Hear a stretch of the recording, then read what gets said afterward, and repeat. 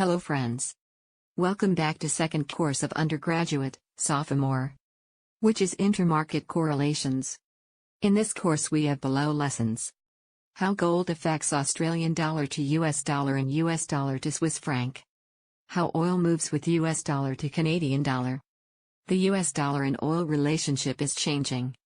How bond yields affect currency movements. How bond spreads between two countries affect their exchange rate. How fixed income securities affect currency movements. So let's begin with the first lesson. How gold affects Australian dollar to US dollar and US dollar to Swiss franc. Before we detail the relationship between the COM and gold, let's first note that the US dollar and gold don't quite mesh very well. Usually, when the dollar moves up, the gold falls and vice versa. The traditional logic here is that during times of economic unrest, investors tend to dump the greenback in favor of gold. Unlike other assets, gold maintains its intrinsic value, or rather, its natural shine. Gold and Australian dollar to US dollar. Nowadays, the inverse relationship between the greenback and gold still remains, although the dynamics behind it have somewhat changed. Because of the dollar's safe haven appeal, whenever there is economic trouble in the US or across the globe, investors more often than not run back to the greenback. The reverse happens when there are signs of growth. Take a look at this awesome chart. Currently, Australia is the third biggest gold digger. We mean, gold producer in the world, sailing out about $5 billion worth of the yellow treasure every year. Gold has a positive correlation with Australian dollar to US dollar. When gold goes up, Australian dollar to US dollar goes up. When gold goes down, Australian dollar to US dollar goes down. Historically, Australian dollar to US dollar has had a whopping 80% correlation to the price of gold. Not convinced? Here's another one. Gold and US dollar to Swiss franc. Across the seven seas, Switzerland's currency, the Swiss franc, also has a strong link with gold. Using the dollar as base currency, the US dollar to Swiss franc usually climbs when the price of gold slides. Conversely, the pair dips when the price of gold goes up. Unlike the Australian dollar, the reason why the Swiss franc moves along with gold is because more than 25% of Switzerland's money is backed by gold reserves. Gold has a negative correlation with US dollar to Swiss franc. When gold goes up, US dollar to Swiss franc goes down. When gold goes down, US dollar to Swiss franc goes up. Isn't that awesome? The relationship between gold and major currencies is just one of the many that we will tackle. Keep reading. Let's come to the second lesson. How oil moves with US dollar to Canadian dollar. Let's talk about the other kind of gold. The black one. As you may know, crude oil is often referred to as the black gold, or as we here like to call it, black crack. One can live without gold, but if you're a crack addict, you can't live without crack. Oil is the drug that runs through the veins of the global economy, as it is a major source of energy. Canada, one of the top oil producers in the world, exports over 3 million barrels of oil and petroleum products per day to the United States.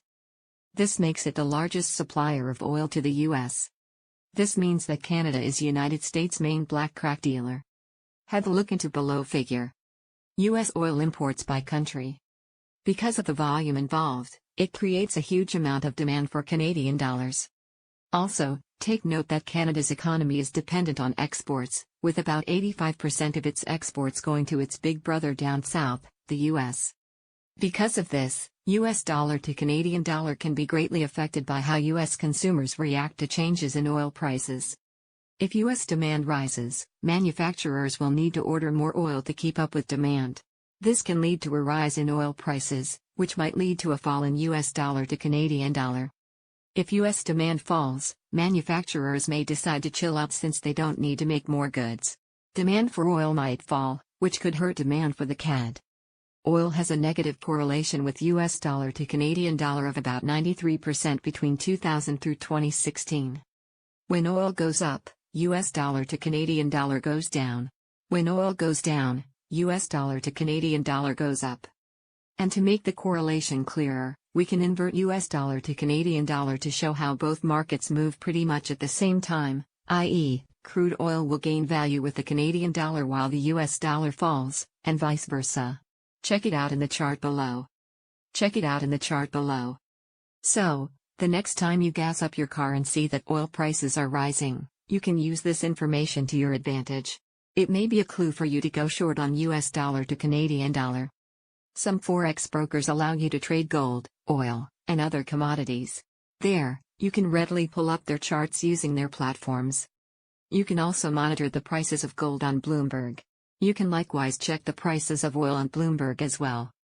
If you want to learn more about gold and other commodities, I suggest you ask our Comdal expert Happy Pip. Since she trades the commodity currencies, she often includes the price action of gold and oil in her analysis. Let's discuss the US dollar and oil relationship is changing. Historically, the price of oil is inversely related to the price of the US dollar. The explanation for this relationship is based on two well-known premises. One, a barrel of oil is priced in US dollars across the world.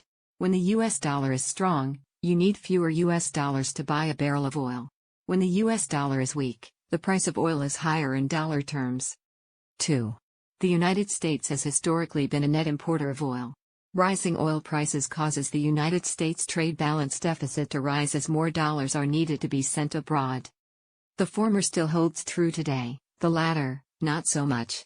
Due primarily to the success of horizontal drilling and fracking technology, the U.S. shale revolution has dramatically increased domestic petroleum production.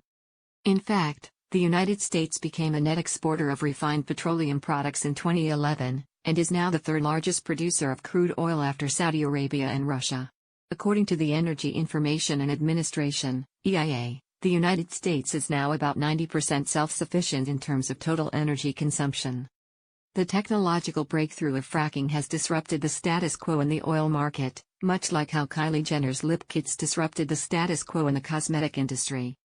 As U.S. oil exports have increased, oil imports have decreased. This means that higher oil prices no longer contribute to a higher U.S. trade deficit, and actually helps to decrease it. As a result, we've seen the historically strong inverse relationship between oil prices and the US dollar is becoming more unstable. Over the past 8 years, the rolling 6-month correlation coefficient was mostly negative, but that's starting to change. Considering the new dynamics of the global energy market, it wouldn't be surprising to see this historically negative correlation spend more time in positive territory. The relationship between oil and the United States seems to be changing, reflecting the country's growing role in the global oil industry. Is the dollar becoming a petrocurrency? A term given to currencies of countries like Canada, Russia, and Norway that export so much oil, that oil revenues make up a large part of their economy. The United States has become the new swing producer of oil, meaning that its production levels hold the most influence over global oil prices. Before the shale revolution, it was Saudi Arabia. The U.S. may start to trade more like a petrocurrency in the years to come. As the U.S. continues to grow the share of oil exports over imports, revenue from oil will play a greater role in the U.S. economy, and the U.S. dollar may start behaving like a petrocurrency, meaning when oil prices goes up, so does the currency. Understanding why the dollar has historically traded inversely to the price of oil and why the correlation has weakened recently can help traders make more informed trading decisions as the global economy continues to evolve. Let's move to another lesson. How bond yields affect currency movements. A bond is an IOU issued by an entity when it needs to borrow money. These entities, such as governments, municipalities, or multinational companies, need a lot of funds in order to operate, so they often need to borrow from banks or individuals like you. When you own a government bond, in effect, the government has borrowed money from you. You might be wondering, isn't that the same as owning stocks? One major difference is that bonds typically have a defined term to maturity, wherein the owner gets paid back the money he loaned, known as the principal, at a predetermined set date. Also, when an investor purchases a bond from a company, he gets paid at a specified rate of return, also known as the bond yield, at certain time intervals. These periodical interest payments are commonly known as coupon payments. Bond yield refers to the rate of return or interest paid to the bondholder, while the bond price is the amount of money the bondholder pays for the bond. Now, bond prices and bond yields are inversely correlated. When bond prices rise, bond yields fall and vice versa. Here's a simple illustration to help you remember. Still confused? How about this one? Wait a minute. What does this have to do with the currency market? Let's ignore that question for now. Always keep in mind that intermarket relationships govern currency price action. Bond yields actually serve as an excellent indicator of the strength of a nation's stock market, which increases demand for the nation's currency. For example, U.S. bond yields gauge the performance of the U.S. stock market, thereby reflecting the demand for the U.S. dollar. Let's look at one scenario. Demand for bonds usually increases when investors are concerned about the safety of their stock investments.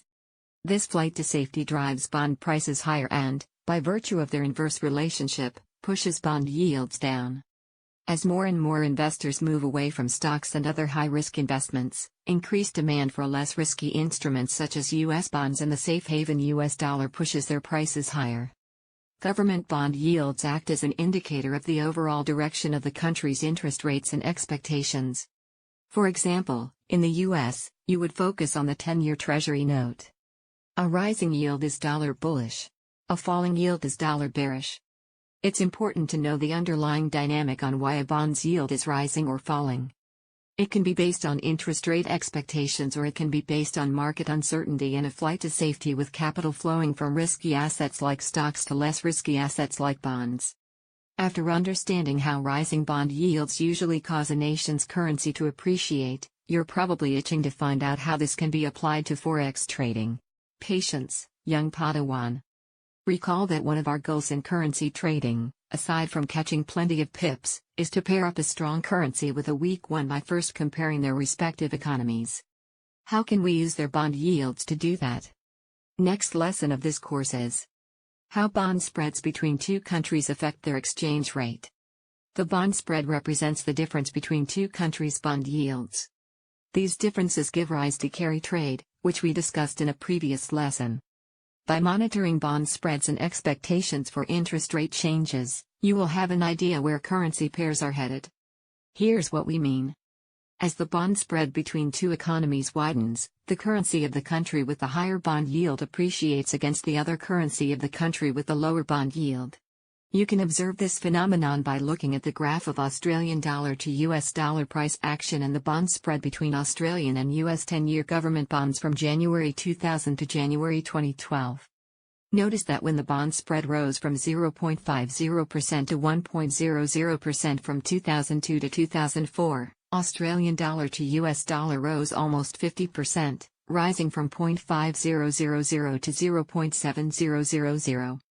The same happened in 2007, when the bond differential rose from 1.00% to 2.50%. Australian dollar to US dollar rose from 0.7000 to just above 0.9000.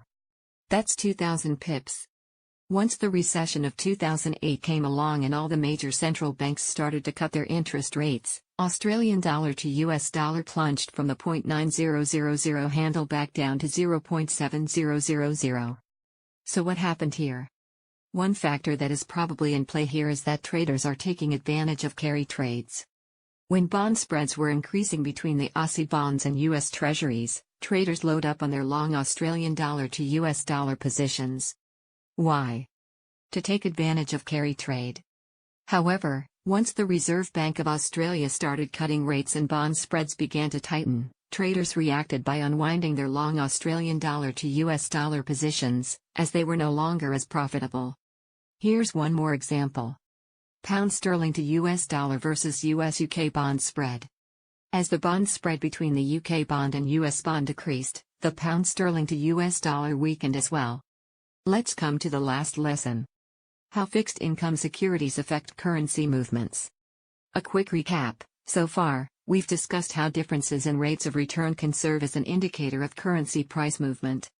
As the bond spread or interest rate differential between two economies increases, the currency with the higher bond yield or interest rate generally appreciates against the other. Fixed income securities, including bonds, are investments that offer a fixed payment at regular time intervals. Economies that offer higher returns on their fixed income securities should attract more investments. This would then make their local currency more attractive than those of other economies offering lower returns on their fixed income market. For instance, let's consider gilts and Euribors. We're talking about UK bonds and European securities here. If Euribors are offering a lower rate of return compared to gilts, investors would be discouraged from putting their money in Eurozone's fixed income market and would rather place their money in higher yielding assets. Because of that, the euro could weaken against other currencies, particularly the GBP. This phenomenon applies to virtually any fixed income market and for any currency. You can compare the yields on the fixed income securities of Brazil to the fixed income market of Russia and use the differentials to predict the behavior of the real and the ruble. Or you can look at the fixed income yields of Irish securities in comparison to those in Korea. Well, you get the picture. If you want to try your hand at these correlations, data on government and corporate bonds can be found on these two websites. Bloomberg.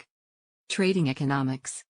You can also check out the government website of a particular country to find out the current bond yields. Those are usually pretty accurate.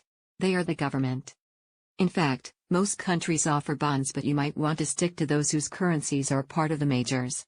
Here are some of the popular bonds from around the globe and their cool nicknames. Some countries also offer bonds with varying terms to maturity, so just make sure you are comparing bonds with the same term to maturity, such as 5-year gilts to 5-year Euribors, otherwise your analysis would be off. And we wouldn't want that, would we? Friends, this course is completed here. In next video we will start a new course of this session, which is using equities to trade FX. So stay tuned.